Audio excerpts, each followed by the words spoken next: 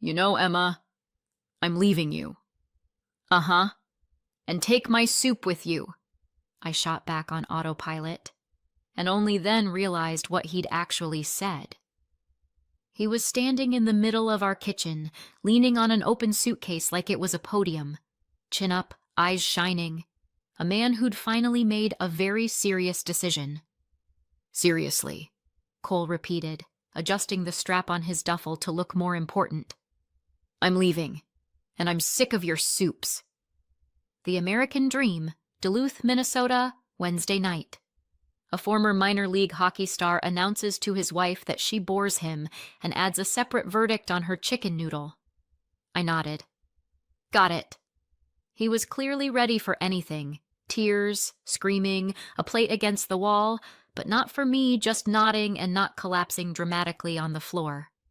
Emma, are you okay? He asked carefully. Perfect. I'm just waiting for you to finish your little performance so I can close the curtain, I thought. Out loud I said, Yeah, go on. Sounds like you've got a whole speech lined up. To explain how we ended up in this kitchen with that suitcase, we have to rewind. Back to Duluth. Back to snow, ice, and people who for some reason think frozen water is the right surface for every sport and about half of all bad decisions. I was born in a town where the lake is bigger than most people's ambitions, and winter lasts until somebody finally loses it. Duluth, Minnesota. Ice, wind, tourists in the summer, and car wrecks in the winter. My mom is Diane Walker, and for the town she's a hero. Not the bakes cookies and hugs everyone kind. My mom is a rescue diver. The person they call when somebody walks out onto the ice with a what could possibly go wrong attitude and finds out. The phone at home could ring any hour. Diane would pick up, listen for maybe 2 seconds, her face would shift, and she'd grab her bag and radio. I'm on a call, she'd toss over her shoulder. I'll be back when I can. Door slam. White wall of snow outside the window. On the kitchen, half-cooked pasta, me, and my dad. My dad is Michael. Nobody ever put him on local TV. He didn't get thank you letters from the mayor, and no one asked him for interviews. He just came home from the plant, put a pot on the stove, sat across from me, and pulled me out of math homework and middle school drama. I remember one night. I'm 10. Algebra workbook is turning into hieroglyphics. Mom is already in her jacket at the door. You promised you'd be home tonight, Dad says quietly. Emma's got a test tomorrow. There are people out there, she answers just as quietly. I'll be back. And she's gone. Dad sighs, takes the pot off the stove, flips to the next page in my book. Well, he says, rescuers come in different flavors. She saves people, and we'll save your grade. Dad was a hero no one ever wrote about. Mom was the hero everyone remembered, except for me and Dad. I was proud of her and resentful at the same time. At some point, I made myself a little vow. If I ever had a family, I wouldn't disappear from it every time the phone rang. I'd be the grown-up who's actually home. Spoiler, the universe heard that and thought it was hilarious. I became a trauma surgeon. In school, I was that weird girl with the book. In Duluth, teenage career paths are simple. You either play hockey, or you scream for people who play hockey. Or you're weird. I went with weird. While everybody else argued about the Wild and who had the best shot, I was dragging around Moby Dick. Big, heavy novel about a stubborn captain and his whale. My best friend, Jenna, looked at that book like it was a brick. She said one day, normal people only read that if the English teacher threatens to tank their GPA. Normal people is a flexible term, I answered. Yeah, and somehow it never includes you, she sighed, stuffing a bag of chips into my locker. Here, in case you drown in your little letters, at least you'll go down snacking. It was easier to live in books where people suffer on schedule and for plot reasons than in a reality where Mom is always on calls, Dad gets quieter and more tired, and I'm just bouncing between them like an extra chair. Fights at home started as whispers, bits of sentences leaking from the bedroom. I can't split myself in two, and I can't carry all of this by myself. I'm saving people. Who's going to save us? Then it got louder. I pretended not to hear, shoved in earbuds, stared at Moby Dick, and hoped if I didn't look at the problem, it would evaporate. Spoiler, it didn't. One day Dad came to pick me up from school early. He was standing by the entrance, same face he wore when the plant announced layoffs. "Grab your stuff," he said. "We need to move." We meant him and me. Mom stayed in the little house with the nice view of the lake and the work phone. We moved to a small apartment in another neighborhood with frayed carpet and a view of the parking lot. Officially, it was just for a while, and this way it's easier with her schedule. Unofficially, the family was done. I decided then that if I ever got married, I wouldn't let someone just quietly shut the door behind them. If they left, they'd at least have to say it out loud, and they'd have to hear what I thought about it. Another spoiler. He heard. Dad kept working. Guys like him don't know how not to. The plant, shifts, overtime. No, take a vacation, relax. One day, he just didn't come home on time. The call was from the hospital. "Is this Emma Walker? Your father's here. There was an accident." Now I know the smell of an ER too well. Bleach, vending machine coffee, metal. Back then it was my first time. Dad on a gurney, face gray, a neck brace crooked around his throat. He'd been pinned in some machine on the line. He needed a serious back surgery. Of course he had employer insurance. The kind where you have to be half dead and fill out 12 forms before anyone touches you. Doctors were honest.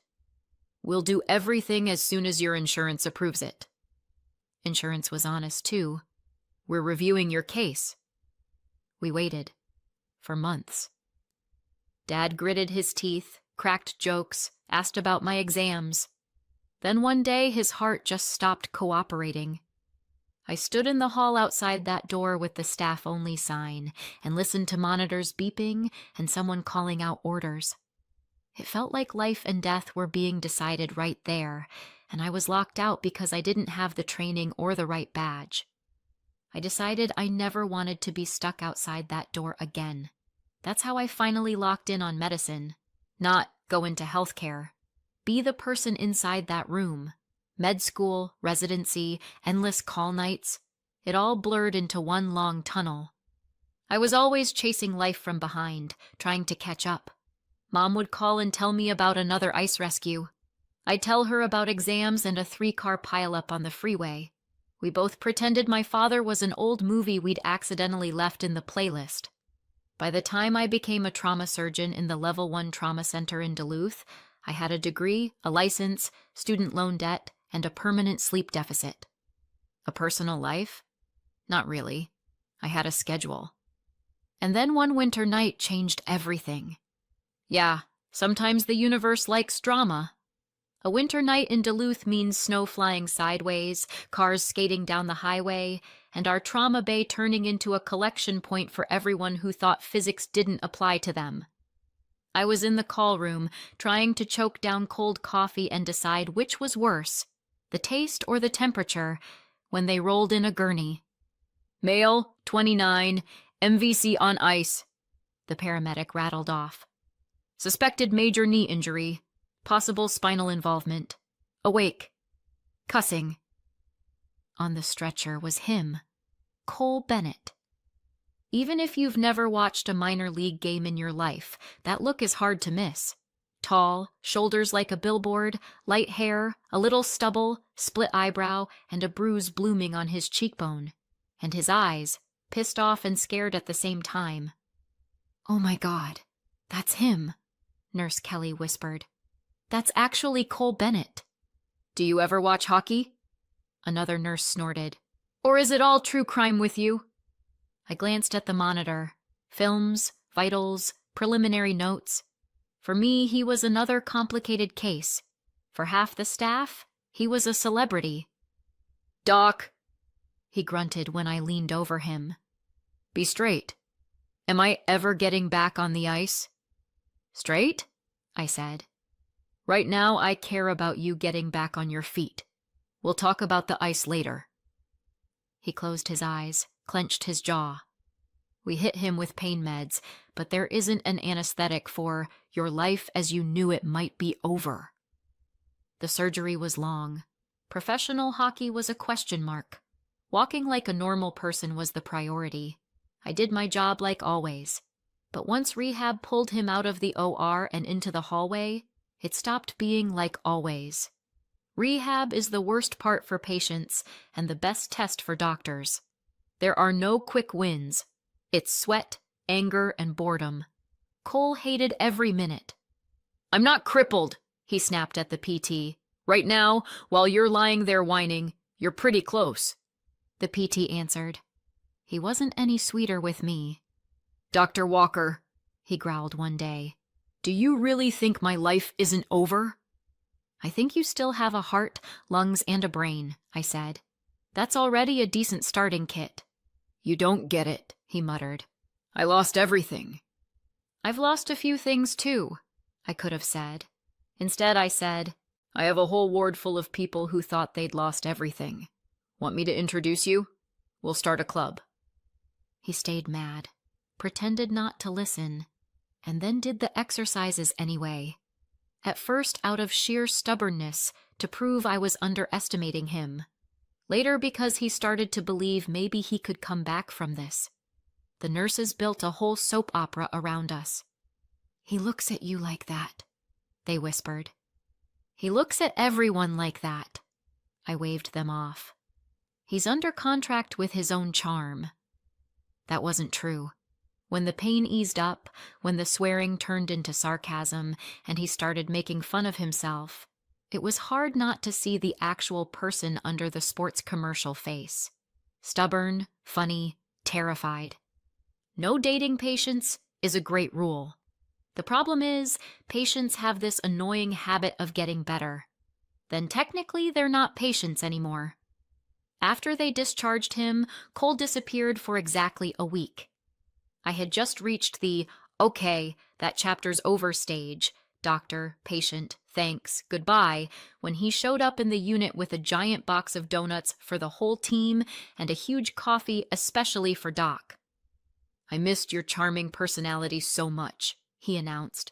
And your jokes, and the way you say, this might feel a little uncomfortable, and then basically break people's bones. My phrasing is medically accurate, I said. It's horrifying, he grinned. You're not. He kept coming back, sometimes officially for a follow-up, sometimes just nearby, thought I'd stop in after practice at the kids' hockey school where he'd gotten a job as an assistant coach. Sometimes he'd wait in the parking lot to drive me home. You shouldn't drive after a night shift, he said. I read a study. You read something besides sports headlines? I raised an eyebrow. No, but I trust the headlines. When Jenna found out a former hockey player was regularly chauffeuring me around, she rolled her eyes. She said, listen to yourself. He's just a grateful patient. He's looking at you like he's trying to decide what ring to buy. He's going through a rough time, I protested. He needs support. He needs you, she shot back. You're a doctor and you can't diagnose this? Really? I pretended not to get it, but I did find myself listening for his truck outside the hospital more than I used to, somewhere between thanks doc and you'll marry me, right? It all just happened. First it was coffee after my shift, then let's get dinner, you're starving anyway. Then he crashed on my couch because driving 2 hours in a blizzard is a bad idea. Then he brought over extra clothes so I don't have to keep going back and forth. Eventually, his old place was just gone, and his toothbrush lived in my bathroom full time. He told me about his past, the games, the roar of the crowd, the autograph signings on the backs of strangers' jerseys, his dad, career military, preaching the gospel of men don't cry, his mom hauling him from rink to rink, telling everyone her boy was going to be a star. In high school, he laughed, I never read a single book except Catcher in the Rye, and only because my English teacher was cute and threatened to flunk me. I faked the essays, charmed my way through, and everyone said I was going places. Well, I went, straight to Titanium Hardware. I liked being around him. I was older on the inside, like he said. He was younger about everything. Somehow, it worked. A year after the accident, standing in the hospital parking lot with snow coming down, he pulled out a small box. "Emma Walker," he said, looking at me like I was his one remaining plan. "I know you've already got a degree, a license, a mountain of med school loans, and way too many night shifts. But will you still marry me?" I said yes. Not because I was desperate to get married, but because for the first time in a long time, I wasn't afraid to go home. We did the city hall thing. Papers, signatures. Jenna in a too short, too sparkly dress, crying. Mom at the back of the room, tired but proud. No dad. Married life turned out to be normal. And normal, in my world, is luxury. We rented a small 2-bedroom near the hospital. I lived between shifts and coffee. He lived between the kids' hockey school, the gym, and trying to invent a new dream for himself. We got a dog, a spaniel named Rusty. That was his idea. "I want someone who's always happy to see me when I come home," he said. "Hi, that's me." I raised my hand. "You count patients in your sleep," he said. "I need a creature whose entire world is my footsteps." Turns out there was room for both. I cooked a lot of soup.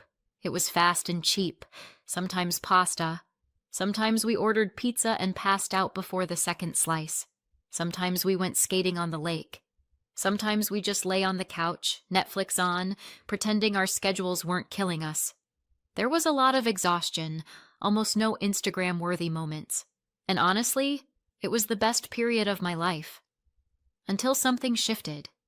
At first it was tiny. He started staying late, after practice. Then came nights out with the guys from the gym. Then his phone turned into a separate organism. Always face down, new passcode, notifications he swiped away too quickly. "Got a new secret client?" I tried to joke one night. "Got a new secret headache," he muttered. "People keep rescheduling sessions. I'm just texting with clients all day." "Uh-huh," I said. "Then why does this secret headache keep getting deleted from your messages?" We fought. Loud, stupid fight. Doors, voice, all of it. I went to work with a knot in my stomach and no official diagnosis. I could look at a CT and say, fracture, needs surgery. In my marriage, I just kept telling myself, maybe I'm overreacting, while suturing up strangers. Eventually, I gave up and told Jenna. We were in my kitchen. I was stirring soup. She was eating it and listening. "I don't like this," she said finally. "I mean, I like your soup. I don't like your husband." "It's just texting," I argued. She sighed. "If a patient came to you and said, 'I've got this weird pain, but maybe it's nothing,' and you saw all the symptoms, you'd order tests, right? You wouldn't pat him on the shoulder and say, 'Let's not upset the vibes.' You don't want to test because you're scared of the results." She was right. I didn't want to. Checking means admitting the problem is real. The universe decided to speed that process up. Cole and I had plans to go out to dinner. Just the two of us. Rare event, like a sunny day in February. I swapped shifts, actually did my hair, put on the one decent dress I owned. An hour before we were supposed to leave, he texted, "Sorry, Em. Coach called a meeting about schedules. Really important. Rain check?" "Coach?" "Cute." I looked at my reflection in the mirror, then at my phone. Then I called Jenna. "Dinner's still on?" I said. "We're just changing the lineup." "Oh," she said. "This is already my favorite plan. I'll be there in an hour." We went to that same restaurant anyway. They sat us in the back. 5 minutes later, I saw him. Cole was by the window. Same shirt he'd put on for me. Across from him was her. Brunette. Glamorous, confident, in a dress that knew exactly what it was doing. She laughed. He leaned in, his hand on her knee. They looked like a promo still for a show called He Chose Fire. "I really want to be wrong," Jenna whispered, "but I'm pretty sure that's not Coach." "Unless he's coaching very specific skills," I said. I could have stood up, marched over, made a scene. I spend my life cleaning up after impulsive choices, so I stayed put. We pretended to eat. I watched the way he looked at her, the way he smiled, the way he lit up. At some point I realized this wasn't some client he texts. This was a whole other life. "What are you going to do?" Jenna asked quietly when we walked out into the cold. "Tonight? Nothing," I said. "Later? We'll see." The decision came the next morning. No melodrama, just like drafting a care plan. I knew her name. Irene. I'd seen it pop up on his phone. I also knew what she liked to be called, Rain, per her Instagram. Standard fitness influencer feed. Gym, selfies, bright lipstick. When Cole went to shower and left his phone on the table, I picked it up. Yeah, it's bad. Yeah, it probably wouldn't hold up in court. I wasn't planning to go to court. I needed facts. And there they were. A month of messages. Jokes about your boring doctor wife. Plans for when everything's sorted out. Pictures I did not need to see. I took a few screenshots. Insurance, but not the kind you bill. Then I opened her contact and texted. "We need to talk, tonight. 8 p.m., same restaurant. Just you and me." "See." Her reply. "Wow, sounds serious. Okay, I'll be there. R." Perfect. Now I just needed a wig, some makeup, and a small crime's worth of nerve. "So you want me to turn you into her?" Jenna asked after I laid it all out. "I want him to say everything out loud," I said. "All the stuff he tells her about us. No, it wasn't what you think. I want the uncensored version. And for that, he has to believe he's not talking to me." Jenna opened her makeup kit like a magician opening a trunk. "All right, dark hair, eyeliner, big lips, heels," she listed, scrolling through Irene's Instagram. "Don't tell me you expect to actually wear this." "I do," I sighed. "Fine. I've waited my whole life to put you in heels higher than 1.5 inches. Today is my Super Bowl." She straightened and curled my hair, twisted it into something that looked like Rain's photos. Foundation, contour, highlight, eyebrows from scratch. Eyeliner sharp enough to kill, mascara in 3 layers. She dug a black dress out of my closet and cinched it until I rediscovered my waist. "Hello, Rain," she said, stepping back. "You are officially the type of woman your husband stares at after hours." I looked in the mirror and, honestly, scared myself a little. "If I fall in these shoes," I muttered, "you're scraping me off the floor." "If you fall, we'll pretend you're drunk," Jenna said. "It'll just add realism." At 8 on the dot, I was at that same restaurant. Dim light, music, my heart beating way too fast. I picked a table in the shadows, back to the door so I wouldn't see him until he was right there. He was on time. He saw me. Well, saw her, and lit up. That smile used to melt half the nurses on our floor. "Rain," he said, coming up to the table. Not a flicker of doubt. No double take. Instagram hair, tight dress, and whatever he wanted to see did all the work for his brain. "Hey," I said, dropping my voice half an octave. "Sit. We really do need to talk." We ordered wine. I barely touched mine. "I thought you might bail," Cole said. "You were kind of off last night." Last night, I was sitting at the next table with my best friend. I thought. Out loud. "I'm not interested in being your side entertainment," I said. "I don't want to be the fun one while you go home to your doctor wife." He leaned in. "Emma, he stumbled, then kept going. She's a good person. She really is. She takes care of me, she cooks, she's always at work saving people, but with her, everything's just too predictable. We're like retirees. I come home, there's soup, there's Netflix, we fall asleep. I'm not ready to die in that routine. I mentally took notes. She takes care of me, she cooks, she saves people. As a complaint. Interesting angle. With you, I feel alive, he went on. You're a rush. I need that. I need fire, not endless chicken broth. I almost laughed. My hand shook instead. So let's be adults, I said. I'm not okay with being your fire on the side while you live your real life with someone else. I'm not your day off. Either you're actually with me or you're not. Move in with me. Leave her. Or we end this right here. He leaned back. You could see the wheels turning. Not for long, though.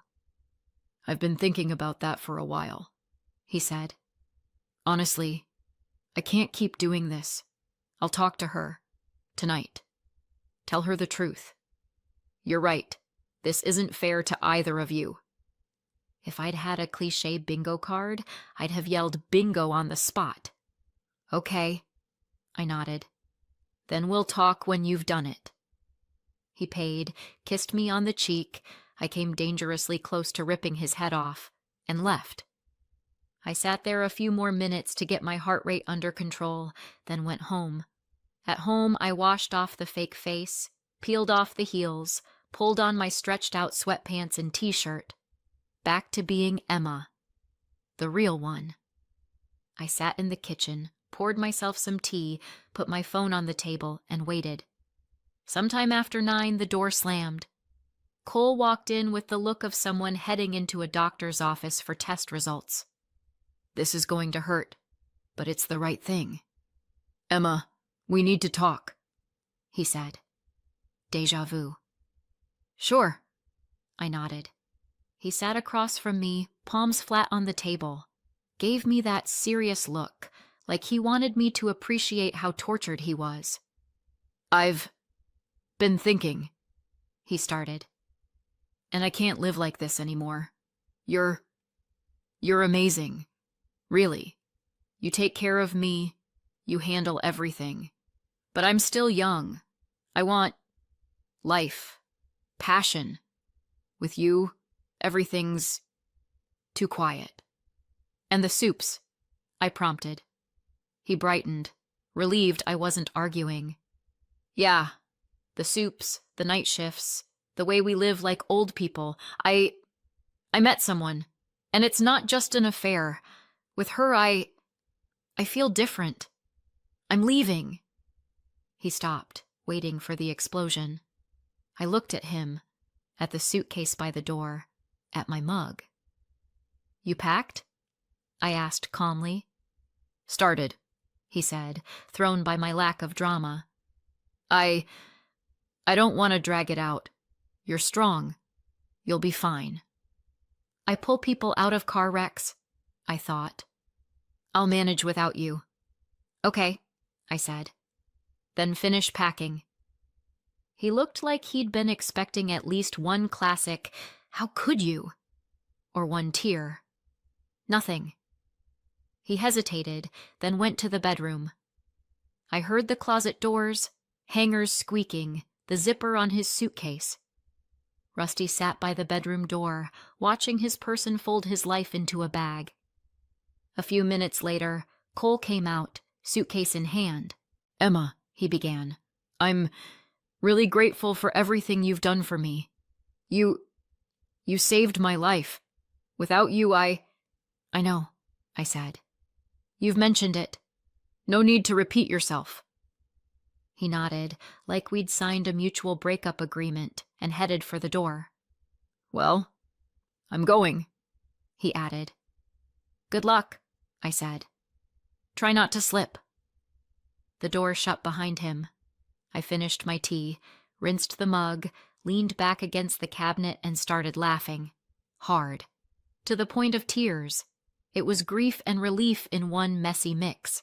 What happened when he went to Irene, I didn't see firsthand. Duluth is small, though. Stories get around. The script isn't hard to reconstruct. He shows up at her place with a suitcase, a head full of drama, and a speech about real feelings. She opens the door, sees the whole setup, and says, "What is this?" "It's me," he says proudly. "I left Emma. Now we can be together." Pause. Long one. "You're out of your mind," she says, according to people who heard about it. "I never asked you to leave your wife. I definitely never asked you to show up with luggage. Get out." "But yesterday, at the restaurant," he tries. "I worked till 10 last night," she answers. "I wasn't in any restaurant. Whatever's going on in your head is your issue." Door closes. He's left with his suitcase and his fire. Then comes a friend's couch, a couple nights in his truck, a lot of thinking, and finally, the brilliant idea. I should go home. She'll understand. Humans are unbelievably optimistic when it comes to other people's patience. A few days later, on a quiet morning, the doorbell rang. I opened it, and there he was, Cole. Crumpled shirt, red eyes, huge bouquet of roses. I've seen that combination before on guys wandering into the ER after bar fights. I swear it wasn't my fault, but I'm still hurt. "Hey," he said. "Hey," I answered. Rusty's tail started going like a helicopter. I caught him by the collar. "Can I come in?" Cole asked. "You can stand there," I said. "It's more convenient." He held out the flowers. I took them and set them down on the little cabinet. "I was an idiot," he started. "I don't know what got into me. This whole thing with Irene. It was a mistake. I said horrible things to you. I get it now. You're the only real thing I ever had. You were always there when I was at my worst. I want to fix it." "You want to come back?" I asked. "Yeah," he said quickly. "Yes, I'll go to therapy. I'll be home more. I'll help more, drink less with the guys, listen more to you. Let's just forget what I said. I wasn't myself." I looked at him. "Cole, the problem isn't what you said," I answered. "It's that you meant it. Sober. For a long time. You finally just said it out loud." He opened his mouth, but I kept going. "You chose fire. You looked down on soup and night shifts and normal life. You decided I was like a mom, and you needed an eternal party. That was your choice. Mine is what to do with that information." He fell quiet. "I want to come home," he said softly. "This isn't your home anymore," I said just as softly. "You walked out. I'm not leaving the door propped open while you go see what's on the menu down the street." He frowned. "I didn't know you could be this harsh," he said. "I tell people every day they're going to need surgery or an amputation or to live with metal in their leg," I said. "Trust me, I've got harsh. I'm usually on the patient's side. This time, I'm on mine." He glanced at the bouquet, at me, at the door. "That was you at the restaurant, wasn't it?" he finally asked. "That night." I smiled a little. "You wanted honesty," I said. "I gave you a chance to say everything you really think about us. You did great." He shook his head. "That's cruel," he said. "Cruel is making someone feed you, patch you up, support you, and then telling another woman how boring she is," I answered. "What I did was a clean incision with no anesthesia. Hurts like hell. Heals straight." We stood there a couple more seconds in silence. "Good luck, Cole," I added. "Honestly, I hope you learn to look at more than ice and your own reflection." I closed the door. Since then, things have been pretty simple. I work. Night shifts, ice crashes, ladder falls, bar fights. Take your pick. I keep putting people back together. At home, Rusty's waiting. And quiet, which took some getting used to. I still make soup, not because I have to feed my husband, but because I'm tired and I want something warm. Sometimes, walking down the hospital hall, I overhear someone on the phone complaining, "She's so boring. Everything's on a schedule. It's always work, dinner, same thing." I want to walk up and say, "Cherish your boring one. When you spin out on black ice, she's the one signing the consent and sitting outside the OR while they fix your knee." I don't. Every story has its own timing. On the rare nights off, I sit in my kitchen, stare at the stove, and think about how one simple sentence can turn out to be the start of your freedom. "You know, Emma, I'm leaving you, and I'm sick of your soups." Perfect. The soups stayed. The one who didn't appreciate them left. Feels like the only operation in my career that went off without a single complication. Did I go too far or not far enough? Let me know in the comments and subscribe for more.